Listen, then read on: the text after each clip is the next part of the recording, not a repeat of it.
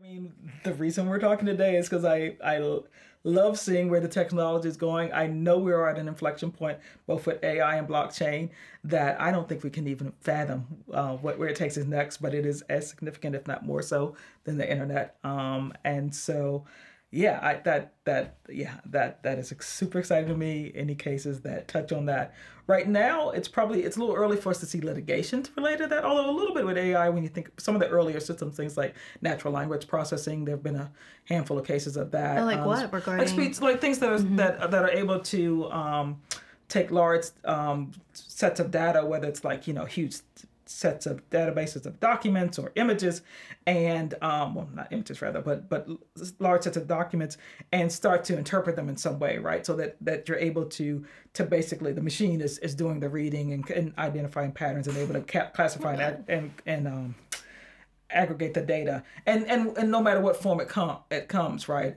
Because that's ultimately being able. You can do it for a couple of things. You can do it for just processing large amounts of data, but also it could start to be used for speech recognition, right? If you can pick up language patterns. So that technology's been around for a little while, and so you are actually starting to see cases related to that. But there's a whole nother level where you've got patents like on machine learning and deep learning, where I don't know yet that we've seen very many cases, but there no doubt will come. Do you by chance know who Gary Vaynerchuk is? I don't He's one of these entrepreneur, bigger than life YouTube personalities. He's great. He's really great. But he does talks all the time about. He's really good at predicting the trends. He was one of the first investors in. I don't want to get him wrong. I think like Twitter, Facebook. Like he's really really good at knowing where things are heading. His big prediction for the upcoming future is speech. And he keeps pushing it and pushing it and pushing it. With what do they call it? Alexa, Echo. He thinks things like that. Yeah. So so I'm not an investment advisor. I don't make those kind of predictions. Probably would be better off at that than a lawyer. If he wants to come on. But honestly, yeah, I do think that we've only scratched the surface of what the potential of that sort of thing. Because think about it, the way it's used right now, it's in some sense pretty static, right? There's a device in your home, but what if this were some sort of device that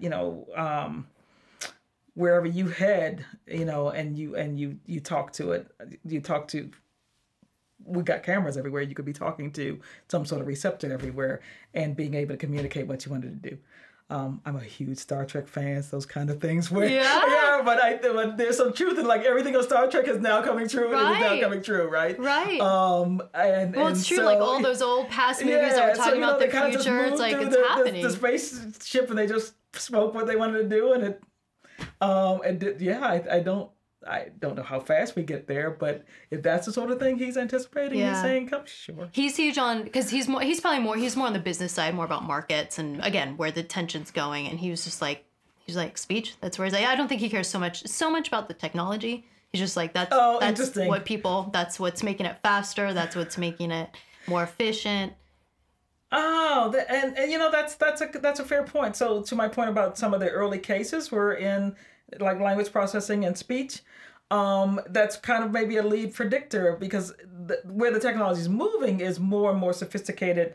So for example, neural networks, like ability to simulate the human brain with kind of the node of processing that our human brain does, right? It's just more and more sophisticated ways to do pattern recognition and to process large amounts of data, right?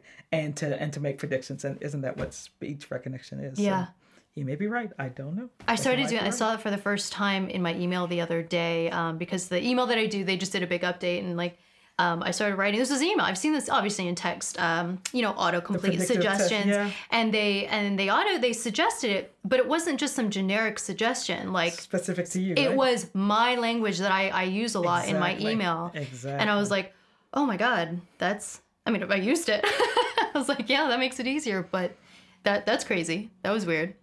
So that technology. It's not speech, but yeah. But no, it's the same thing. The predictive text. That technology has been around a little while, and I can tell you we've actually already been in litigation around that kind of technology. For what, if I can ask? It was the assertion of patents against a number of people, but we represented Huawei. But there were the Samsung, pretty much anyone with a mobile device maker was being sued based on that technology. Yeah, because right when you text, that's what's happening. Interesting. But well, is there anything else that you would love to get out there about what you do, about what you love? You know, technology, law, any of it? I mean, it's so great how all of your worlds have collided into what you do now. The only thing I would circle back probably where we began, which is talking about diversity in STEM, and I don't think we can pay enough attention to making sure that women and all populations are invested in STEM, understand it, benefit from it, because everything we do is going to be impacted by technology, and to be left behind in that is would be tragic.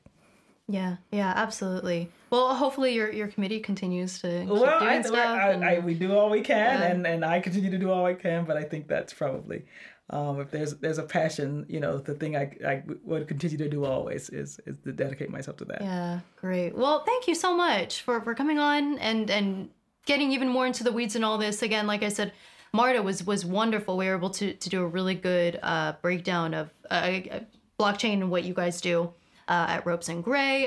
So we were able to kind of, jump into some more detailed like break-offs from that, which was really great. No, this has been a lot of fun.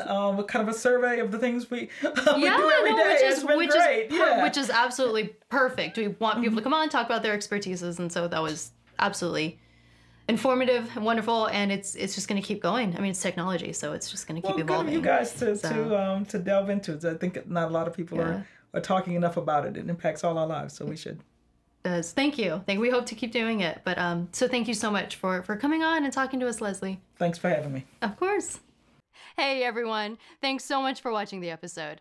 If you're interested in contributing to the conversation and supporting the show, there's 2 easy things you can do. 1, click subscribe, and 2, visit our Patreon page where you get exclusive access to the Exploring Minds community.